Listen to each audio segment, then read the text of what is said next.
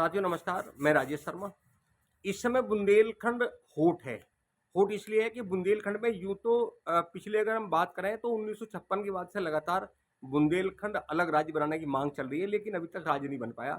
अब चूँकि राजा Bundela film star भी हैं और वो चूँकि बुंदेलखंड जो रियासत थी, उसकी विरासत भी उनके पास है। आज वो बुंदेलखंड के गाँव-गाँव घूम रहे हैं, नगर पंचायत में घूम रहे हैं, बुंदेलखंड के तमाम जिलों के नगरों में घूम रहे हैं और वहाँ लोगों से सिर्फ़ एक लोगों को जगा रहे हैं, उनसे कह रहे हैं कि बुंदेलखंड पर हमारा अधिकार है, बुंदेलखंड हमारा है। देश की आज़ादी की बात हो या मुगल साम्राज्य की बात हो, जब-जब बुंदेलखंड खड़ा हुआ तो देश में करवट बदली। उनका कहना है कि आज जब हम आज़ादी के 7 दशक बाद जब बुंदेलखंड की स्थिति पर बात करते हैं, तो बुंदेलखंड की स्थिति सबसे दयनीय है। यहाँ युवाओं को रोज़गार नहीं है, किसान बदहाल है, किसान के खेत तक पानी नहीं पहुँच रहा, सरकार लाख दावे करती है, लेकिन किसान जल की क संकट की वजह से लगातार भूमिहीन होता जा रहा है और उसका जो मन है वो खेती से अलग हटता जा रहा है। एक बड़ा मुद्दा ये है कि वहाँ पलायन का बड़ा मुद्दा है, क्योंकि लोगों के पास रोज़गार नहीं है, आर्थिक रूप से बहुत कमज़ोरी है, इसलिए वहाँ का नौजवान लगातार पलायन कर रहे हैं, गाँव खाली हो रहे हैं। जब गाँव में जाकर देखते हैं, बात करते हैं, हम उनके साथ नसीरपुर गाँव में गए, नसीरपुर जालौन जनपद का एक गाँव है। उस गाँव में जब पता चला तो वहाँ से 60% जो नौजवान हैं, वो गाँव से बाहर हैं और घरों में सिर्फ़ बूढ़े माँ-बाप हैं, उनकी सेवा करने वाला कोई नहीं है। जबकि उनके पास ज़मीन भी है। जब वो रोज़गार के लिए दूसरे राज्यों में जाते हैं वहाँ, तो वहाँ उनकी स्थिति और भी दयनीय है। राजा बुंदेला का कहना है कि हमें अब खड़ा होना है बुंदेलखंड को अलग राज्य बनाने के लिए, क्योंकि बुंदेलखंड के पास जो खनिज संपदा है वो खनन है, उसे लगातार चाहे भारत सरकार हो, चाहे उत्तर प्रदेश सरकार हो, चाहे मध्य प्रदेश सरकार हो, जो उनका पैसा है वो दूसरे देशों में जा रहा है। सरकार राजस्व के नाम पे वसूली कर रही है और बुंदेलखंड की स्थिति बहुत दयनीय है। जब वो बुंदेलखंड के एजुकेशन में बोलते हैं तो वो कहते हैं कि बुंदेलखंड में एजुकेशन सिस्टम यहाँ कॉलेजों की बहुत कमी है। जब वो स्वास्थ्य की बात करते हैं तो वो बोलते हैं कि कोई भी एम्स बुंदेलखंड में नहीं है। उनका कहना है कि बुंदेलखंड में हमें लगभग 19 जिले चाहिए। 9 जिले वर्तमान में मध्य प्रदेश के हैं और 10 जिले उत्तर प्रदेश के हैं। तो वो लगातार गाँव-गाँव घूम रहे हैं और देखिए मैं एक बार राजा बुंदेला की बात आपको बता दूँ कि राजा बुंदेला चूँकि फ़िल्म स्टार भी हैं और बुंदेलखंड की जो विरासत है वो उनके पास है, वो ललितपुर जनपद के रहने वाले हैं।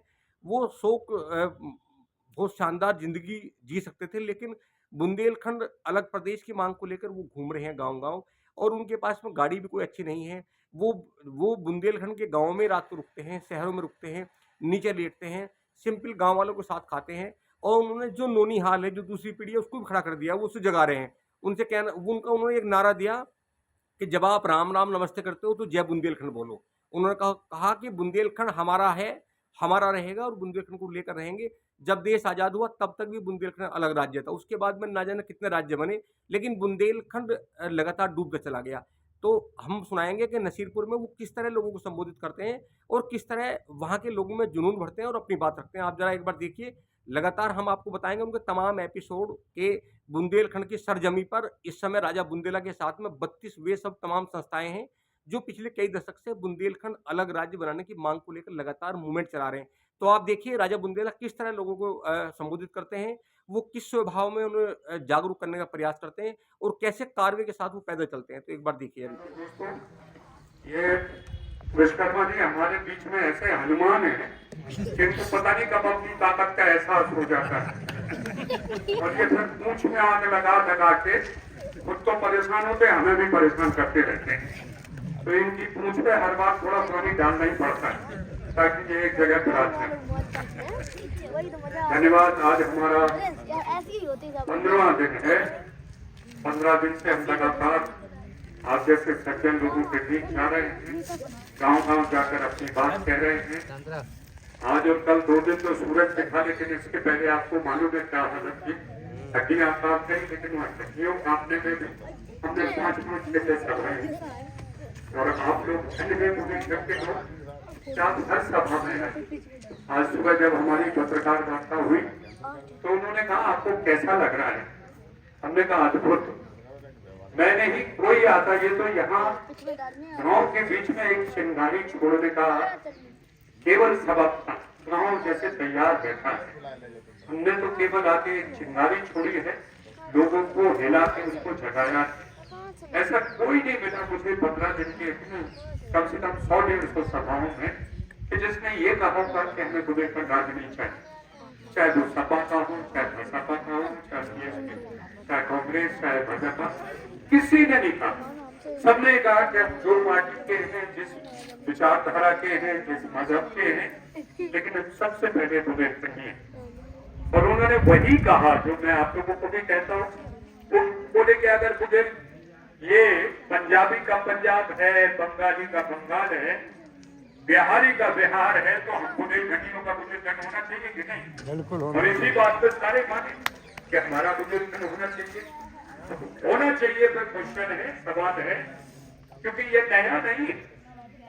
3 हमारे पूर्व वक्ताओं ने बताया कि बुंदेलखंड था 1947 के पहले मुगलों के समय में बुंदेलखंड था, उसके बाद अंग्रेजों के समय में बुंदेलखंड था। भूभाग थोड़ा ऊपर नीचे हुआ हो, मुखिया ऊपर नीचे हुए हों, ये अलग बात। कभी ये विंध्य प्रदेश हुआ, फिर कट कटा के आकर में ये बुंदेलखंड हुआ। और फिर जैसा कि हमारे भाई साहब ने बताया कि 56 में हम लोगों को हमारी बुंदेलखंड को खत्म कर दिया। अब आप ये जानिए उत्तर प्रदेश क्या है? आप तो उत्तर प्रदेश में हैं, क्योंकि ये भूभाग उत्तर प्रदेश में आते ही नहीं। जहां जिस जमीन पे आप बैठे हैं नसीबपुर में, ये भूभाग उत्तर प्रदेश है नहीं। ये बस हम लोग हिंदी में जिसको कहते थे भारत का दिल, भारत का दिल बुंदेलखंड है। और अंग्रेजी में the very heart of India, जो अंग्रेजी पढ़े बच्चे को सब समझ जाएंगे, इसको ये कहा जाता था। लेकिन दुर्भाग्य देखिए, वो मध्य प्रदेश को तो मध्य प्रदेश कह के आधा बुंदेलखंड वहां भेज दिया, हमको उत्तर प्रदेश के हवाले कर दिया, जबकि हम उत्तर प्रदेश से हमारा कोई लेना देना था ही नहीं। जब आपका स्थान बदला, जब आपका नाम बदला, आपका भूभाग बदला, तो आपका मुखिया भी बदल गया, आपका जो मालिक है वो भी बदल गया। इसके पहले जब बुंदेलखंड में आप थे तो आप ही का राजा बुंदेलखंड के रूप में कोई आपस में वो चर्चा करते थे।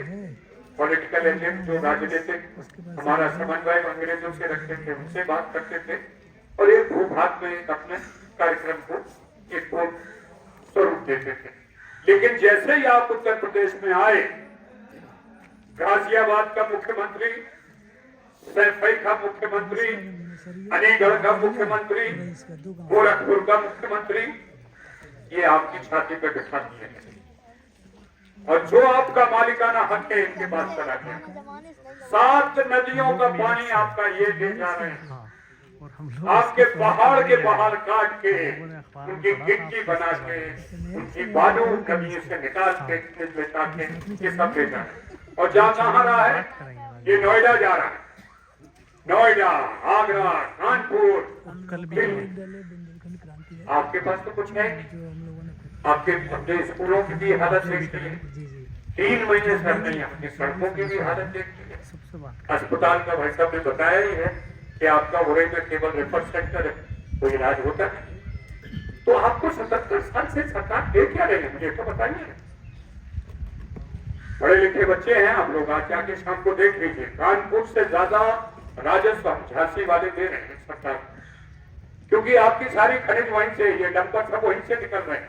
4 जगह की बिजली आप बना रहे हैं, आप अंधेरे में बैठे रहते हैं, शाम को बिजली, रात में बिजली कट जाती है। तो आपको आखिर 77 साल में जिन विधायकों को आपने चुना, जिन सांसदों को आपने चुना, उन्होंने भी नहीं कहा कि हम उत्तर प्रदेश के वासी नहीं भाई, उत्तर प्रदेश हमारे ऊपर क्यों ठोक रहे? ये तो जुर्म हमारे साथ अंग्रेजों ने नहीं किया जो तुम कर रहे हैं। अगर हमारा बुंदेलखंड होता और है तो फिर मेरा मुख्यमंत्री होना चाहिए, मेरा ही कलेक्टर होना चाहिए, मेरे भाई को इंजीनियर होना चाहिए, मेरे भाई को डॉक्टर होना चाहिए। हमारे यहाँ तो कोई एक आदमी बता दीजिए पूरे के पूरे जाल में कितने कलेक्टर बने हैं आपके यहाँ से, बताइए ना। आप एक ऐसा नाम बताइए कि चलो खेल में हमने पंजाब को भी मात दे दी, बिहार को भी मात दे दी, बड़े लड़ैया बुंदेला। तो भैया एक हाथ लड़ैया बता दो कि खेल में लड़ रहा हो, सिनेमा में लड़ रहा हो, पढ़ाई लिखाई में लड़ रहा हो। 77 साल के इतिहास में आप सिफर है, उर्दू में सिफर को 0 बोलते हैं, 0 बोलते हैं। और कोई आपकी स्थिति हो गई, पढ़ा लिखा नौजवान बच्चा कह रहा है जिसका भविष्य अगर ये पत्थर में लात मारे तो पानी निकल जाए तो कह रहे मैं खेती कर रहा हूं। वो खेती तो 2.5-3 एकड़ 4 एकड़ ज्यादा से ज्यादा 5 एकड़ होगी, क्या कमाएगा ये? तुमने एक फैक्ट्री यहां लाके नहीं दी, एक IIT यहां लाके नहीं दिया, एक AIIMS all India medical institute लाके नहीं दिया आपने, एक आपने खेल का कोई सेंटर नहीं बना के दिया, आपने एक मनोरंजन का केंद्र बना के नहीं दिया। केवल आप हमें लूटते रहे, हमसे केवल टैक्स लेते रहे, कभी GST के नाम से, कभी सेल टैक्स के नाम से, कभी रोड टैक्स के नाम से, कभी हाउस टैक्स के नाम से।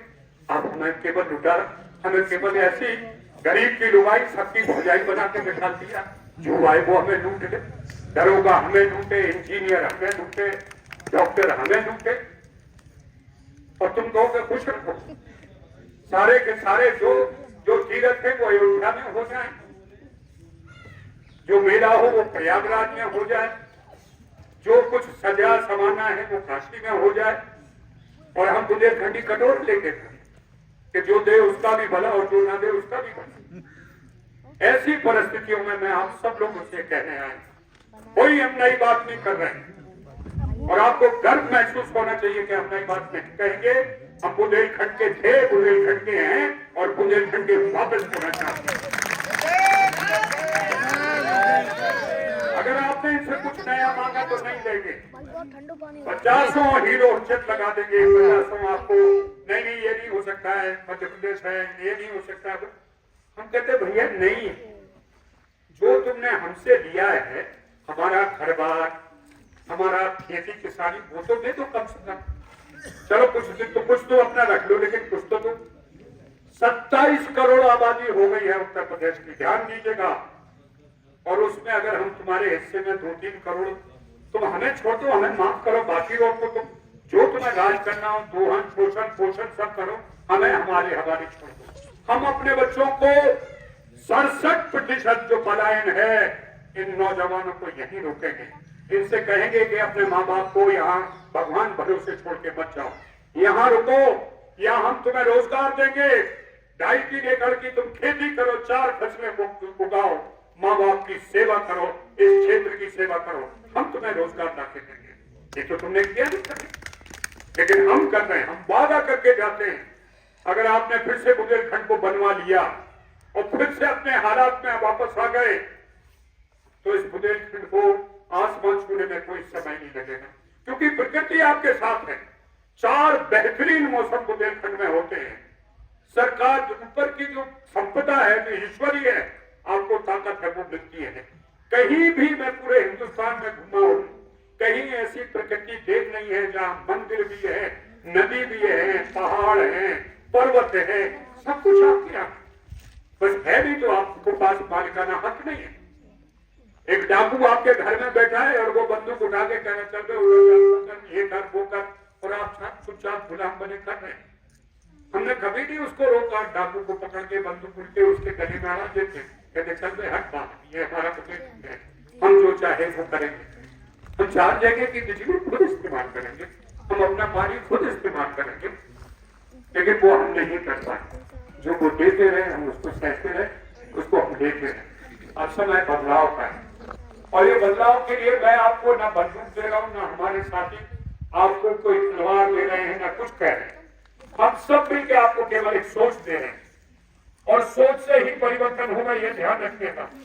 गांधी जी ने भी जब पहली बार परिवर्तन की आस देखी थी, जब उन्होंने अपना असहयोग आंदोलन शुरू कर दिया, उन्होंने पहली बार एक औरत को नहाते देखा, जिस औरत ने आधा कपड़ा पहना था, आधा सुखा रही थी।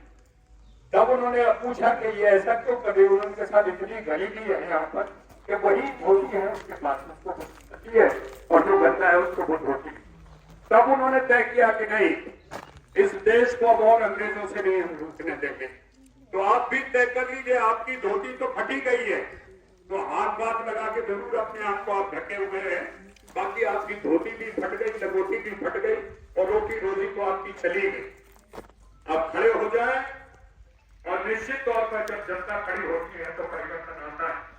दुनिया में कभी जब इतिहास बदले गए तब जनता के द्वारा ही बदले गए, नेता कभी नहीं बदले। एक और हम आपके पास नेता बन के नहीं आए। हमारे यहाँ ना तो मानक कोई पहनता है, ना हमारे यहाँ नारे लगते हैं, ना हमारे यहाँ कोई मंच होता है। हम केवल आपके साथ जुड़ने आए हैं, दिल से दिल जोड़ने आए हैं। अगर आपसे मेरा दिल मिला तभी मेरे विचारों को आप सुनेंगे, और विचारों को सुनेंगे अगर मेरी बात आपको सही लगी तो उस पर आप अमल करेंगे। हम वही दिल का रिश्ता आपसे जोड़ने आए हैं। मेरी और इनकी लड़ाई नहीं है, सबके कॉलेजेस चल रहे, सबकी व्यवस्था है, लेकिन इनको लगता है कि जिंदगी में अपने परिवार के लिए जितना जीना था जी लिया। अब उन लोगों के लिए जिया जाए जो लोग बेचारे आज अपने लिए खड़े होने में मजबूर हैं। हम आप लोगों के लिए लड़ने के लिए खड़े हैं, और ये लड़ाई अगर आपने अपने हाथ में नहीं ली तो हमारा सारा किया धरा बेमानी। आपको इस लड़ाई में खुद खड़ा होना पड़ेगा। 10 तारीख को जैसा कि मैंने बताया एसपी सिंह जी ने, हम लोग उगरई में एक बड़ा प्रदर्शन कर रहे हैं। उसमें केवल एक तख्ती लेनी है, हमें चाहिए अपना राज बुंदेलखंड राज, और तख्ती लेके आपको पूरे उगरई को पाठ देना है। हमने व्यवस्था कर दी, कुछ दिल्ली से हमारे पत्रकार आ भी चुके हैं, कुछ कल पहुंच रहे हैं, और कल अगर आपने उगरई में बहुत बड़ा प्रदर्शन कर दिया तो ये मानिए ये पूरी की पूरी रिपोर्टिंग दिल्ली होगी, दिल्ली के बाद देश दुनिया में होगी, और ये लिखा जाएगा कि बहाव की जो बयार है वो उगरई से शुरू हो चुकी है। बुंदेलखंड की वापसी के लिए पूरा का पूरा उगरई जनमानस एक साथ सड़क पर दिखा है, और अब सरकारों को निर्णय लेना होगा। और अपनी तख्ती पे ये जरूर लिखवाइए, गांव का नाम नसीरपुर, जिला जालौन, बुंदेलखंड, उत्तर प्रदेश को अपने दिमाग से और अपने निकाल से निकाल दीजिए, जैसे उन्होंने तुम्हारी बुंदेलखंड को निकाल दिया है। मैं इसलिए बार बार कहता हूँ कि आप कलेक्टरेट में जाइए, तहसील में जाइए, थाने में जाइए, कहीं पे भी आप सरकारी दस्तावेज में बुंदेलखंड नहीं देखेंगे, सिर्फ उत्तर प्रदेश देखेंगे। उगरई, जालौन उत्तर प्रदेश, फला फला गांव उत्तर प्रदेश। अरे क्यों भाई? तो इसी तरह आप भी उसको निकालिए, उगरई, जालौन, बुंदेलखंड, महुआ, बांदा, हमीरपुर, बुंदेलखंड, तभी इनको इनके कान पे ढूंढेंगे। कल आइए, आपका स्वागत है। और घर से पूरी लिया हो तो एक आध को हमारे इलाके में लिया, 2-3 घंटे रहना पड़े उसमें। पानी की व्यवस्था हम करते हैं, पानी और अचार हमारी ओर से।